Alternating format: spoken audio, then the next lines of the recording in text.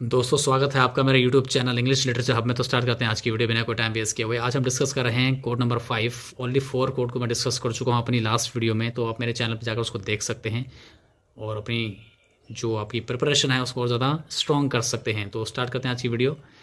Code है आपका first आज का, I follow him to serve my turn upon him, we cannot be all be masters nor all masters cannot be truly followed. Location है आपका act 1 scene 1।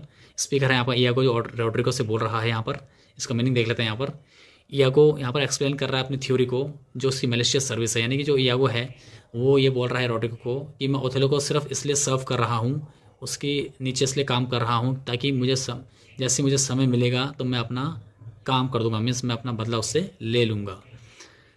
He follows Othello not out of loyalty but to find the perfect opportunity to destroy him. तो वो बोलता है कि मैं Othello को follow सिर्फ इसलिए नहीं कर रहा हूँ कि मैं उसके प्रति लॉयल हूँ, सिंसियर हूँ, बल्कि मैं परफेक्ट अपॉर्चुनिटी की तलाश कर रहा हूँ। जैसे मुझे एक परफेक्ट अपॉर्चुनिटी मिलेगी तो मैं वैसे उसको क्या कर दूंगा, ओथेलो को डिस्ट्रॉय कर दूंगा, ख़त्म कर दूंगा उसको, उसकी ज़िंदगी तबाह कर दूंगा। वो कैप देखते हैं यहाँ पर, serve my turn upon him. इसका मीनिंग होता है आपका to use someone for one's own purposes और टू गेट रिवेंज। यानी किसी अपना काम बनाने के लिए किसी का इस्तेमाल करना और समय मिलते ही सही समय पर उसको मतलब उसको हार्ट करके उसको डिस्ट्रॉय करके अपना बदला ले लेना। ये है इसका मीनिंग। नेक्स्ट यहाँ पर देखते हैं quote number 6, the final tragedy. I kissed thee or I killed thee, no way but this, killing myself to die upon a kiss। Location यहाँ पर एक्ट 5 सीन 2। स्पीकर है यहाँ पर Othello.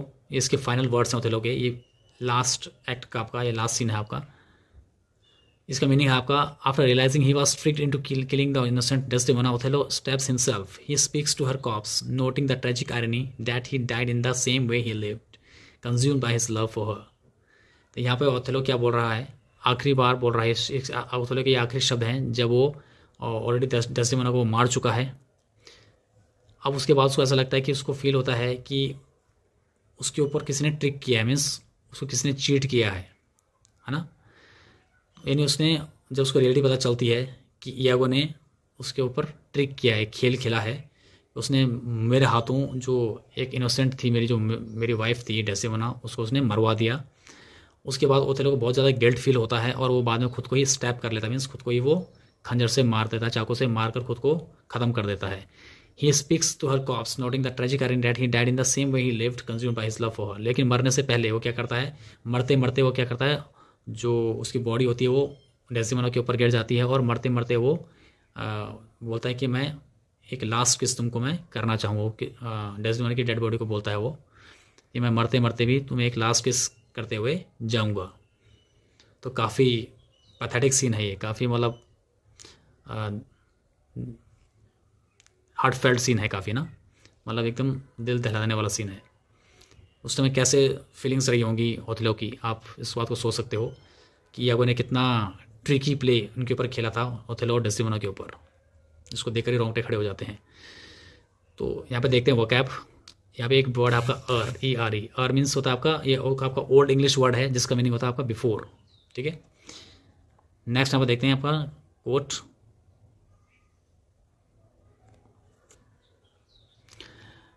The value of reputation, good name in man and woman, dear my lord is the immediate jewels of their souls. Location आपका act 3 scene 3।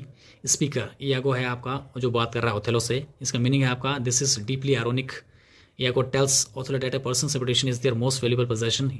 तो यहाँ पे ये बहुत ही आयरोनिक स्टेटमेंट है आपका। आयरोनिक मतलब होता है बोलना कुछ और उसका सेंस कुछ और निकल जाना, है ना। तो इयागो बोलता है ओथेलो से कि जो आदमी का जो गहना होता है वो उसका रेपुटेशन ही उसका गहना होता है ना। चाहे आदमी हो चाहे औरत हो, जो उसकी रेपुटेशन अच्छी है तो वही उसका गहना है, और हर कोई अपनी रेपुटेशन को बचाने के लिए काम करता है। He says this specifically to make Othello terrified of losing his own good name if Desdemona is cheating on him। ये वो बात तब बोलता है जब वो ओथेलो के दिमाग में ऑलरेडी वो एक बात को बैठा चुका है कि जो डेस्डेमोना है वो चीट कर रही है उसको। तो जो बार इस बात जो उसके ओथेलो के दिमाग में बात बैठ चुकी है, तो वो बार बार उसको रियलाइज़ करा रहा है ओथेलो को, इयागो, कि आप अगर वो डेस्डेमोना आपको चीट कर रही है तो इस तरह से आप अपना नाम खो सकते हैं। यानी आपका जो अच्छा नाम है, आप जिस चीज़ के लिए आप फेमस हो, है ना, आपका बहुत बड़ा रुतबा है यहाँ पर, तो वो नाम आपका डूब सकता है अगर सबको ये पता चल जाए कि डेजिवना आपको चीट कर रही है। इस तरह से वो उसको क्या कर रहा है, एक तरह से उसको रेपुटेशन के फ़ायदे भी बता रहा है और साथ साथ में उसको और इंसाइट भी कर रहा है, उसको रुकसा भी रहा है ओथेलो को डेजिवना को मारने के लिए, है ना, इस तरह से। तो यहाँ पर वोकैब देखते हैं। इमीडिएट, यहाँ पर इमीडिएट का मीनिंग क्या है आपका, इमीडिएट का वैसे मतलब होता है तुरंत, लेकिन यहाँ पर इसका मीनिंग ये नहीं है। इसका मीनिंग यहाँ पर है मोस्ट प्रीशियस और एसेंशियल, यानी कि बहुत ज़्यादा कीमती और बहुत ज़्यादा जो ज़रूरी चीज़ें होती हैं उसको बोलते हैं इमीडिएट, इस कॉन्टेक्स्ट के हिसाब से, इस कोट के हिसाब से।